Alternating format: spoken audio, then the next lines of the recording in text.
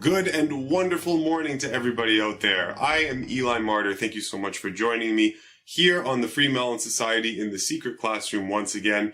Today I'm going to be your humble teacher, and we are going to be going through another presentation, this time on, well, what is food? Now, at the outset, you might feel a welling of indignation as you are treated to a lecture with a title as obviously named as this, What is Food? But it seems that we still have issues with this in modern culture today. If you're at all familiar with this channel, you know that from the very beginning, all I've tried to do is I've tried to distill information, distill truth about nature, about natural law, about health and wellness and vitality, and harmonize the natural laws of life with everything else that we've come to understand about health and nutrition, and kind of blend the two and make it very easy and accessible for everybody. Okay. Now, what you find very often in the health community where people are becoming interested in material like this is that the community starts to teem with questions regarding what about this, what about that, what about this. So we pick individual elements, individual foods, what about soy, what about burgers, what about mushrooms, what about this, what about that. And I feel that that happens because we don't have a structure, we don't have guidelines to tell us and determine exactly what proper food is, right? For those of you who know me, if you're new to this channel, then you don't know this about me yet, but I tend to be very firm on principles that we can easily corroborate and verify as true, and principles into which we may pour new information to see if it pans out. And without a structure, a foundation, a formula in which you can apply new data or in which you can plug in new data, sometimes you'll just be lost to the overwhelming onslaught of material that comes in from the outside world. So as much as what is food might seem obvious, well, it's not. So today we're going to jump back into the secret classroom and we're going to flesh this out. What is food? Natural guidelines for determining what's optimal to eat.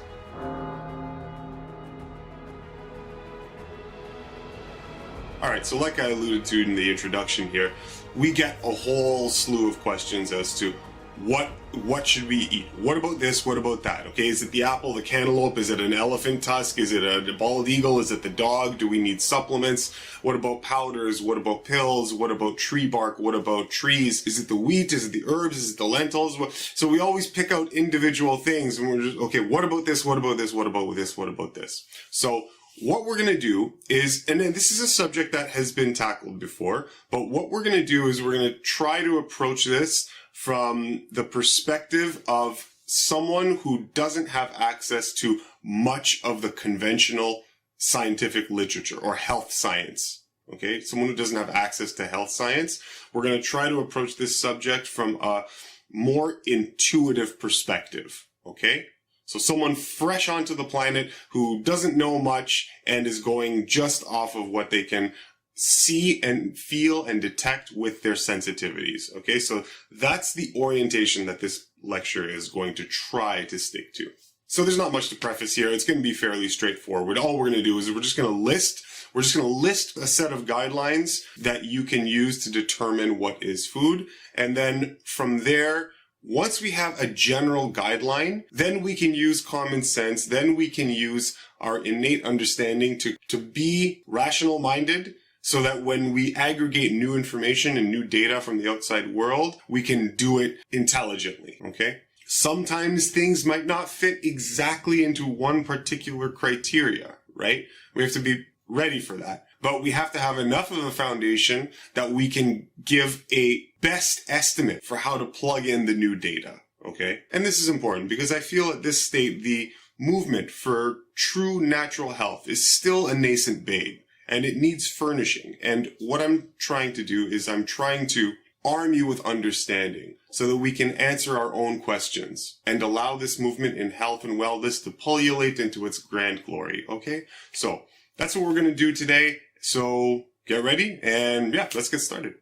Okay, so as we know, food confusion is the convention. That's what's happening all over. Human beings are afflicted with a troubling confusion over what items are to be considered food or not. We know that's the case, okay? If it weren't the case, then sickness and illness and disease wouldn't be running rampant throughout civilization, terrorizing everybody it touches. without, like I was saying before, and without some criteria or checklist, then we become lost. We become lost on the tumultuous sea of nonsense out there. So let's use some natural intelligence, some innate wisdom, and we'll approach the subject of what we eat properly. So here's criteria number 1. Food must appeal to the senses and inspire the eating impulse. I know it seems obvious, but it bears repeating. Food has to register with all of your senses, okay? When I say register, it has to be perceived, taken in by your senses, and those senses have to resonate in such a way that it inspires a food interest response. Food must register with sight, touch, smell, and taste as a precondition, okay? As a precondition for consideration.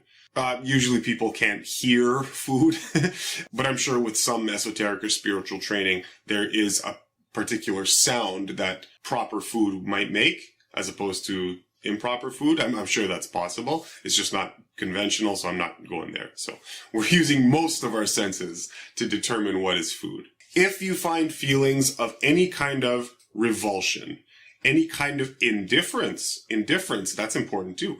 Moral repugnance, okay? All of those are additional clues that will help you in determining what proper food is or not, okay? Or at least in what you should approach as food. Revulsion, so fermented products like the kombuchas and what are made with those really gross bacteria pancakes, right? They're nasty to look at.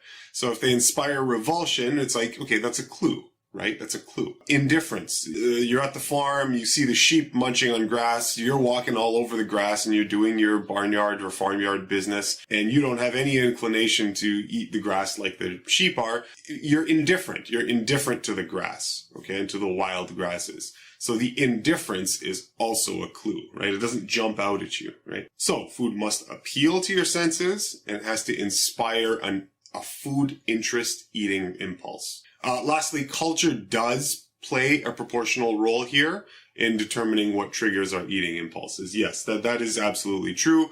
We can't really deny that. We're not computers, but in many regards, human characteristics can sometimes be tantamount with how computers operate. And it seems that you can fashion any type of human being you want if you get it early enough, give it enough social engineering, give it enough conditioning from your environment, from your thoughts, from your feelings, from your behaviors, from what the child sees in the world, and you can create any human being you want, right? So, if some culture determines that a marriage ritual entails grabbing poison ivy, putting it in your mouth, chewing it up to a pulp, sucking the juice from the poison ivy, and then as you swallow, take your head and jam it up the nearest yak's anus and shake your head around, okay, whatever.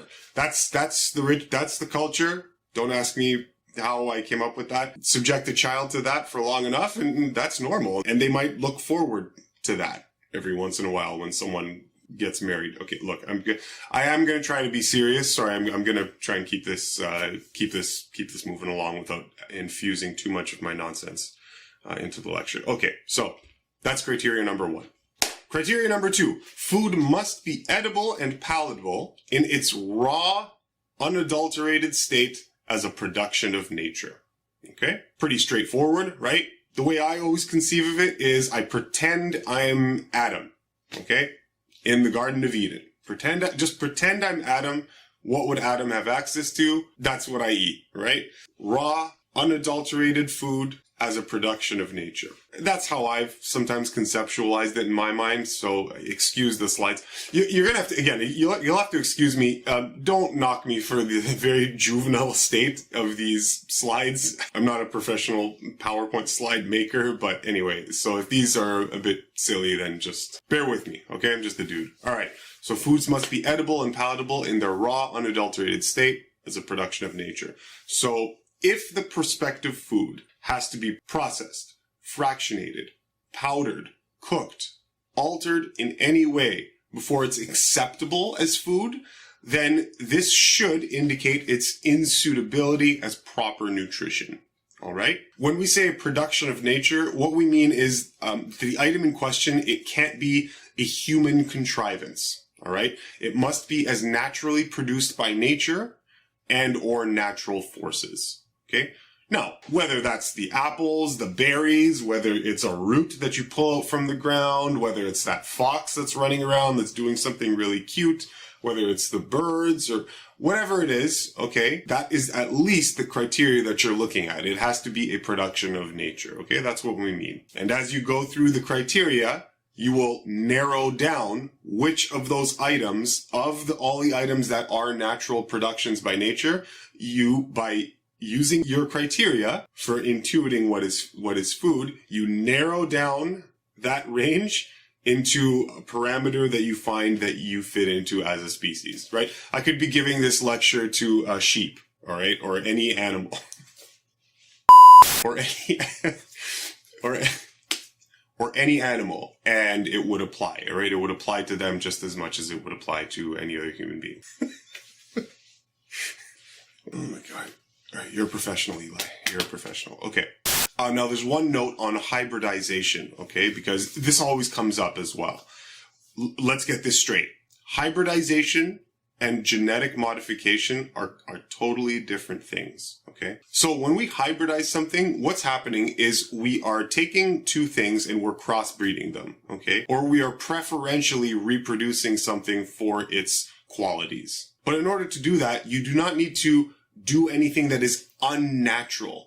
Right? For example, it might be very, very, very, very unlikely for someone living in northern Russia to find a life partner in sub-Saharan Africa.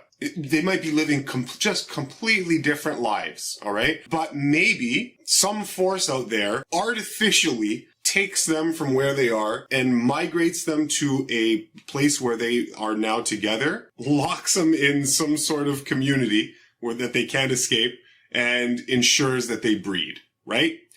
Nothing unnatural has happened. It's just that you may have taken an unlikely pair, and now you've put them together intelligently, right? In order to do a certain thing. So it's not that anything unnatural has happened. It's just that we are capitalizing on natural phenomena when we hybridize, okay? That is not genetic modification. Genetic modification entails genetic tampering. Right? So we always have to make that distinction, because I know that obviously that's the first thing people will want to say. People will want to poke as many holes into natural approaches to eating as they can. And so that's one of the things that they'll go after, right? Oh yeah, well, everything's hybridized. So, okay, so what? So the answer is just eat nothing. Everything's hybridized. Everything has been changed in this, technological modern world that we now live in. And that's no matter where you go. You can go to the third world countries and you're finding that all of the crops, all of them have been hybridized in some way, changed over time, preferentially bred, right? So this is very hard to escape right now if we're living in modern society, right? So anyway, just wanted to make that little point. All right, let's keep going. Number 3, optimal, and that's a key word here. Okay, optimal food must be keenly relished by the senses, all right? Optimal food must be keenly relished by the senses. Again, key word here being optimal. Now, merely being edible and palatable, okay, like we saw in criteria number 2, all right? On top of just merely being edible and palatable, that meaning like you can stomach it, it does bypass the guardians at the gate. I always like using that expression, the guardians at the gate. The food has to also be thrilling enough, okay? Thrilling to the taste sensitivities such that you want to continue to indulge in that item, all right? It should serve as impetus to continue to eat that thing, to eat that item, because it is so thrilling, because it is wonderful. Because there's a difference. There's a difference between merely being palatable and actually being thrilling and enjoyable to the senses, right? Such that you want to fill the belly on that particular item. For example, go on a wild edibles excursion one day, okay? There are going to be certain plants that you can pick up and eat that are edible, that are palatable. Wild dandelion, wild plantain, whatever it is, okay? You can find that you can stomach them. They are edible, they are palatable in some way. But there is a huge difference between that and picking an apple from a tree, picking a ripe pear from a tree, picking a berry from a tree. And I can tell you it is 100% a different story than picking up a wild green edible, all right? Both are edible, both are palatable, both are completely raw productions of nature. So they satisfy all our criteria, but now we're using more criteria to whittle down and determine what is most optimal, okay? Most optimal. That's what we're doing here. So food should inspire that willingness to satiate on the item in question. Satiate means to get full, right? To be satisfied by food. That's what satiate means.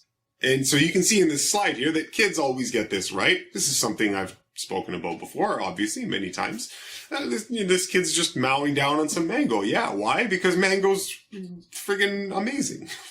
Kids recognize that. Parents feed fruit to their, wise parents, feed fruit to their children because they somehow innately know that that's the simplest and that's the best thing for children to eat. And we have taste sensitivities, taste receptors in our taste buds that allow us to distinguish between those things that are sweet and wonderful to our palates and those things that aren't. Carnivores, for example, have taste buds that can detect animal protein, whereas human beings are not furnished with this tool. And what this means is that rotting flesh will taste absolutely fantastic for real carnivores, for true carnivores. Much like how French fries or pizza would be sensory explosions for us as human beings. Okay. Another little interesting thing about carnivores is there's a picture of I think that's a tiger tongue.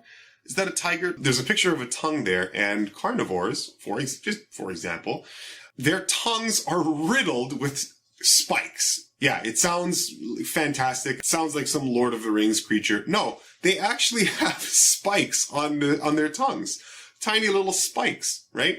They can actually, okay, if one of the big cats were to just start licking your arm, it could actually scrape flesh off so that you might even start bleeding if it did it frequently enough, or it did it enough times. Just by licking. Amazing. I mean, nature is absolutely amazing. Anyway, we don't have anything like that, and we don't have these protein receptors that make rotting flesh taste fantastic to us. Now, of course, that's just one tiny little element in the laundry list of things that you would use to put yourself in place as to your relationship between meat and plant food. But anyway, that's not the point of this. So we're going to, well, it is, it's related, but we're going to keep going.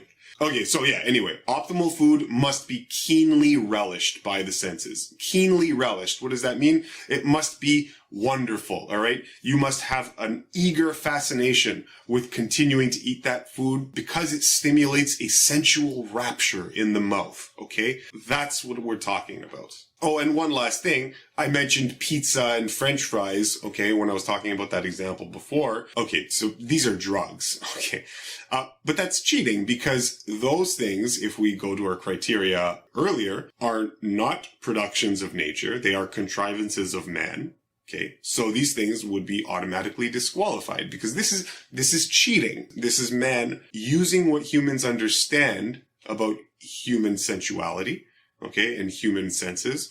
We are hijacking those senses and cheating and capitalizing on them by aggregating nutrients from food in unnatural quantities, putting them all together and giving them to you so that your taste buds go absolutely buck wild. But now, since we are recognizing these guidelines for what food is, they're excluded from being considered food because they fail, all right, to satisfy our criteria so far. Okay, let's move on. 4, optimal food, okay, must not irritate the body, all right? The human body is equipped with several guardians at the gate that arbitrate on what is or is not food. The guardians of the gate are your taste sensitivities. Actually, no, not only your taste sensitivities, your mental sensitivities, your cognitive sensitivities, your emotional sensitivities, your instinctual sensitivities. All of these are tools, different guardians at the gate that stand ever so watchfully, ever so diligently at the point of ingress into your body, so as to prevent anything that should not be there, anything that should not enter the kingdom and the temple of the body. They have to make sure that that is stopped right away. So these are the guardians at the gate that we're talking about, the natural ones that you don't need any any specialized knowledge to know exist because you're you. It's there. They exist. What are irritation responses? Crying, heat production, sweating, throat sensitivity, all right? Itching, burning. All these are responses that are warning signs, okay? Warning signs that the item might not be optimal food, okay? It might not be optimal food. Now, of course, the obvious question here is, what about spicy food? What about those foods that do tend to elicit those or some of those responses? And it's a spectrum, right? The answer is that some spicy foods are super, super mild and some are extremely, extremely hot and extremely irritating. All right. So it's a spectrum. Some are mild enough that they can be very easily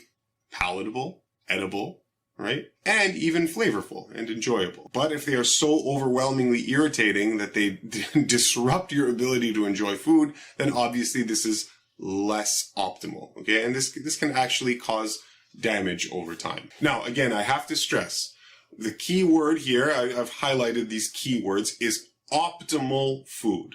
All right. Spicy food might check all the criteria so far that we've gone through. But if there is burning, itching, sweating, all that kind of stuff, it might just not be optimal, right? So this is the clue. Again, we cannot ever lose sight of just common sense. Common sense. It might be a clue to let you know that maybe this is something, okay, that I can include, but you might not want to make it the everyday thing. You might not want to make it the habitual go-to thing if you notice that it causes these irritating responses, right? So we just have to be reasonable, understand, right? And not lose sight of common sense so that we can marshal our eating in an appropriate way. Onions and garlic, I've got this image of this guy here just being hit with this massive explosion of irritating onion aerosols or whatever it is. And yeah, these are very irritating. Onions will irritate the crap out of you. You don't even have to bloody put them in your mouth. All you have to do is cut them open and holy smokes, you just start crying. And why? Because your body doesn't like it. It's an irritant. Okay. So these are clues. These are clues. Your body has supplied you with every bit of evidence that you need to categorize these types of foods properly. All right. And because they trigger the warning signs, you should know that they are not optimal. Now, does that mean I have never ever used onion or garlic in a recipe before? It definitely does not. Do I mind recommending onions and garlic for people when they put together mixtures, vegetable combinations, big salads? This is the gift and curse of being human. We can artistically prepare food for ourselves, all right?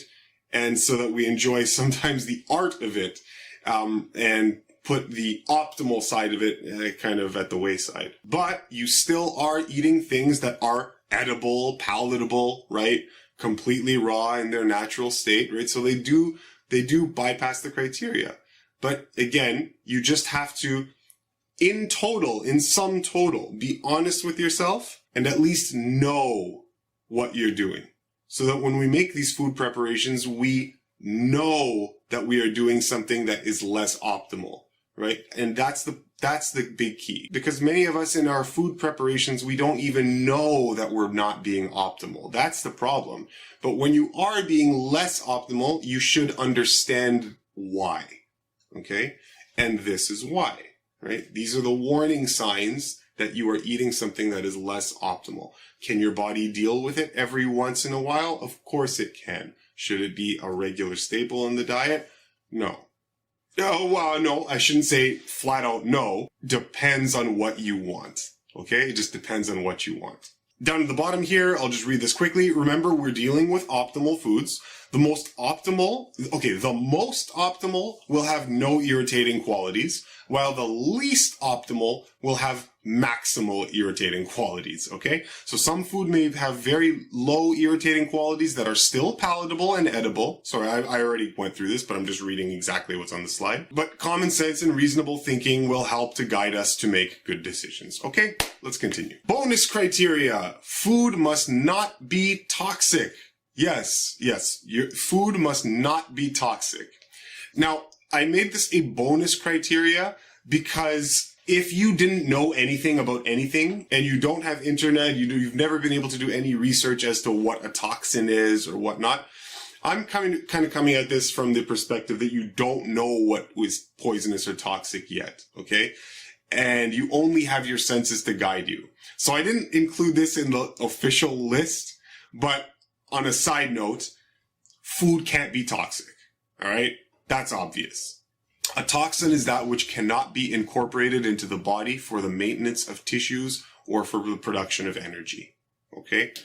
Toxins are poisons which hurt or bring ruin to the body. Toxins are pathological, and a poison, okay, a definition of a poison is something that damages organic tissue, okay? And a toxin is a poison. There are many things that we consider food that are in fact toxic, that are poisonous, right? As I've tried to show in this kind of excessive slide over here. And everything's toxic. The bleached processed table salt, the artery clogging butter, the Crisco, the sugar, the cheese. Oh my God, cheese. Don't even get me started, right? All the fungus. Let's just load ourselves with as many funguses that we can. Whether we're talking about carcasses or supplements, just toxins galore, okay? Food cannot be toxic. Now, there's one thing I should say, because there are natural toxins that you do get from food. Many foods do contain imperceptible or negligibly small levels of organic toxins. However, these trace levels do not overwhelm the body's eliminative capacity, whereas the nourishing quality of the food far overweighs the insignificantly toxic component, right? So yes, there are some foods that would contain, and if you're actually using sophisticated equipment to be able to look at the biochemistry of a food, right? Yeah, you might be able to pick out that there are, in fact, some toxins, natural toxins, that are at levels that are so low that it's not much of an issue for your body to deal with, right? Because of all of the other salutary elements that are in the food in question, antioxidants, phytonutrients, and chemicals and whatnot, that help your body to process and deal with those minute traces of toxin, and so you don't really feel the effects, or they don't really hurt you. But when toxins are taken where they start to exceed the body's ability to easily deal with them, when they're at levels that are high enough that it becomes really noticeable and detectable and a danger to the body tissues, that's when things are a problem. So you hear it all the time now, like plant poisons and oxalates and alkaloids and all that kind of stuff that you find in plants, right? This is true. This is very true. And you might find in certain lettuces, for example, that there might be tiny trace amounts of protective plant compounds that are designed to safeguard the plant from insects. But for human beings and for higher organisms that have more sophisticated physiology, it doesn't really affect them as much, okay? Or at all. So anyway, that's the little spiel on toxins. Let's move on. Food must be able to be eaten and enjoyed alone. To be considered true optimal food, it must be palatable, keenly relished, raw, okay, satisfying all those criteria, and it must be able to be eaten on its own, right? You have to be able to enjoy the element as it is as a food, if it is to be considered true food. So here we've got a clue. If food is edible, palatable, and raw, yet there is considerable resistance to eat the item without disguising its flavor by adding other foods or seasoning, then this is a clue that it is not ideal food for your species. So remember the slide here where we had that onion irritating the crap out of this poor chef's eyeballs, right? That is a clue that the food in question is not ideal, because he can't enjoy that onion without mixing it with other things or hiding its true nature to him by either cooking or intricate food preparation in whatever capacity. So that is your clue.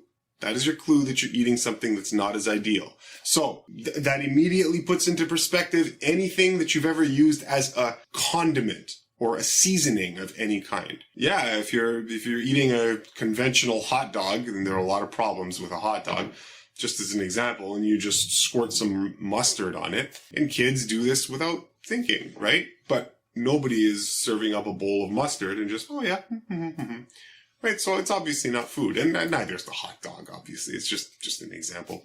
I was watching a video, and this is really funny. Bamboo, okay? You find that this is a more popular thing in the Orient, okay? Bamboo shoots, cooking up bamboo shoots. And it's interesting, right? It's really interesting because on one hand, let's just say you don't have access to much in the way of good, actual, true, optimal food, but you have access to a whole field of wild growing bamboo trees. It's interesting, as much as that's just a tree and you can't eat it raw. Like you can't eat these things raw, but if you cook them and prepare them, it turns into this wonderful meal, which, depending on where you are, can be life-saving, can mean the difference between surviving and not.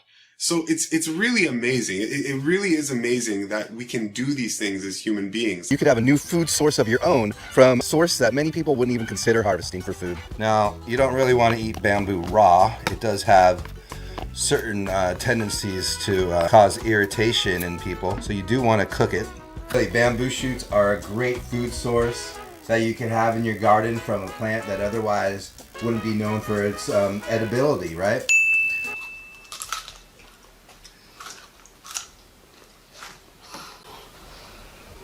Very, very bitter. First time we're too bitter, and just normally we cook and eat or make a pickle. So it's not easy to eat like that. So don't follow me. You see, the purpose of this is not to condemn food preparation, all right? It's not to do that.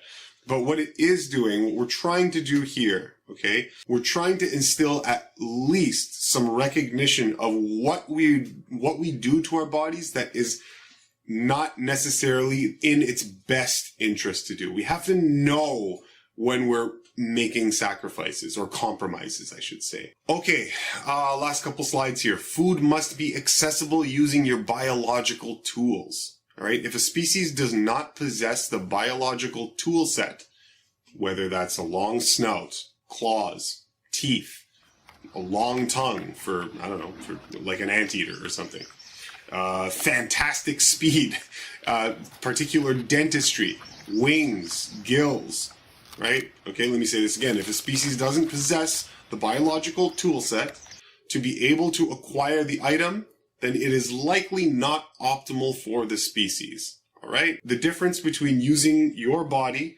to gain access to a blueberry on the bush or taking down a woolly mammoth, right? You choose. What would be the more logical option?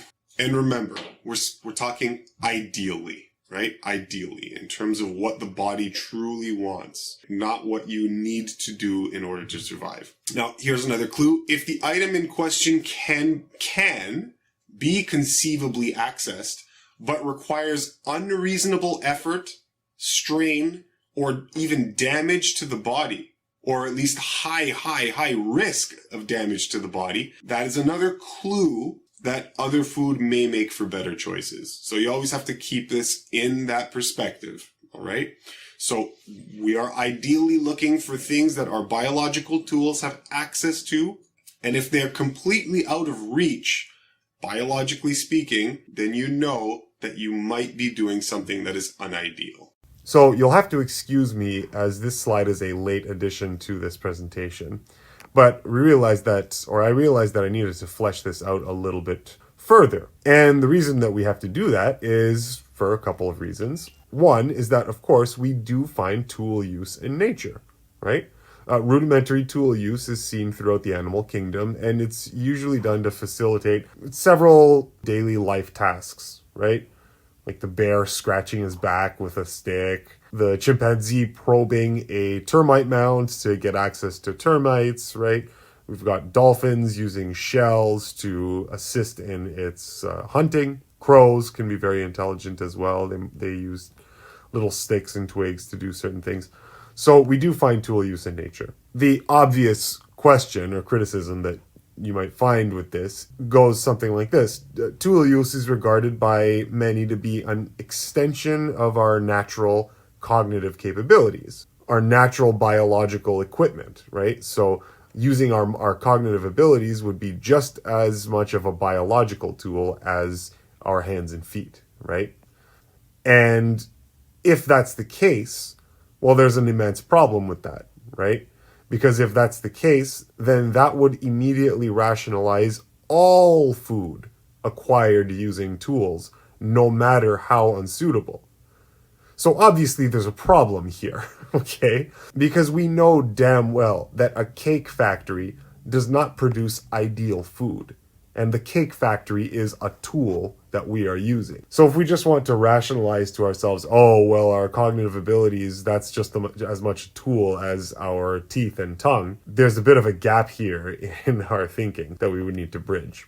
It's important not to lose sight of the fact that what we're doing here is we're giving a set of guidelines that organisms use to orient themselves as best as possible to what their best food is, okay? Context is key. Now, in nature, the tools are typically used to facilitate or expedite what could still feasibly be obtained without the tool, right? But they use the tool to either save energy or just to make life a bit more convenient, right? So take the ape probing the termite mound with a stick. It's not that getting termites would be completely impossible without the stick, right? Yeah, sure, there could be a crumbled part of the termite mound that the ape could just pry open, and there's some termites there sitting in a nook or cranny, and he just gobbles them up, just picks them up and eats them, right? It's not that the dolphin cannot hunt for the exact same prey without some tool. It's just that the tool might make it a bit more convenient at the time or facilitate that which it does have at least the ability to feasibly do on its own, okay, using its tools. Humans do the same thing. So if a human is using a basket to collect blueberries, for example, just because the basket is a tool that's being used to collect the blueberries, that doesn't disqualify blueberries as a food because a tool is being used, because the blueberries are quite accessible with biological equipment, but the basket is resourceful, okay? It's used to facilitate that which we can have access to without the tool. So this issue of tool use, remember, in guideline number 6 here, we're saying optimal food must be accessible using your biological tools. So if the food is just so out of reach that you can't even conceivably obtain it, right, there's a good chance that it's not necessarily meant for you. And again, we're highlighting the word optimal here, right? Let's just say something like orange juice, okay? Making orange juice. Now, you could very, very easily take an orange and just squeeze it in the palm of your hand, all right, and squeeze it into your mouth and get some orange juice. That would be extremely easy to do. You could even put the orange in your mouth and just chew on it or crush it even with the roof of your mouth and tongue, right? And just crush it up a bit, suck the juice out, and then spit out the rinds if you wanted to. That is something you could very easily do. But a tool might help you do that in a more efficient way. So, you know, again, the context is everything. We have to be reasonable, and we have to understand that these are general guidelines that still require you not to abandon common sense, all right? There's a big difference between using a basket to collect blueberries and the erection of a cake factory, all right? Both of them are tools, but one obviously isn't like the other, okay? Hey, human beings are very, very resourceful, and wouldn't you know it, so are our animal brothers and sisters out there in the world too, okay? Just thought I would clear that up a little bit on the subject of tool use, okay? Okay, and last one, criteria number 7. That's funny.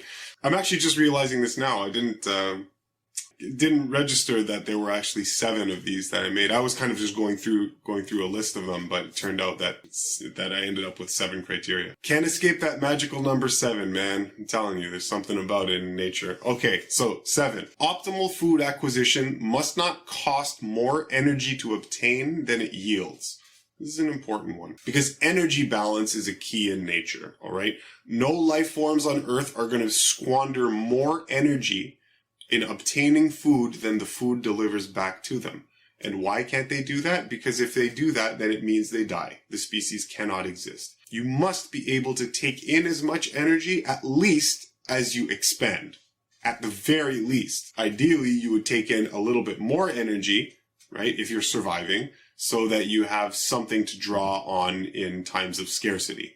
But whether you're breaking even with your expenditure or whether you're gaining a little bit more, that has to be the case. Otherwise, you cannot survive. And this is why no animal deviates outside of its natural biological limitations. Because if it did, it would mean that it was trying to squander energy, gaining access to some food source that it can't propitiously succeed at. Every once in a while, you might find that greedy little hyena that's like wandering around the baby elephant, hoping that, is there a way I can take this down? But it never works. It doesn't work, right? Yeah, sometimes you get lucky. But by and large, the elephant is out of the league of these small carnivores, all right? Let's just use, a snake. Snakes are pure predators.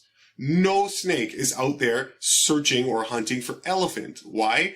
As much as that elephant might make for a lot of nutrition, it's out of their league. They do not have the biological tool set to be able to apply that tool set to the acquisition of elephant, obviously.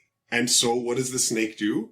It doesn't ever pursue elephant. It only sticks to the mice and the rodents and the small game that it can acquire. So if we've ever done anything like, gone fishing with a fishing rod or fishing pole, next time we want to go fishing, what we should do is just toss the pole away, dive into the water, swim after the fish that you want to catch. You let me know how successful you are. What is going to end up happening is you will be spending and squandering way more energy than you should be, because maybe you're successful. You find that one retarded fish. I don't know. It's doing something. I don't know. It was some messed up fish. Fine. You get that fish.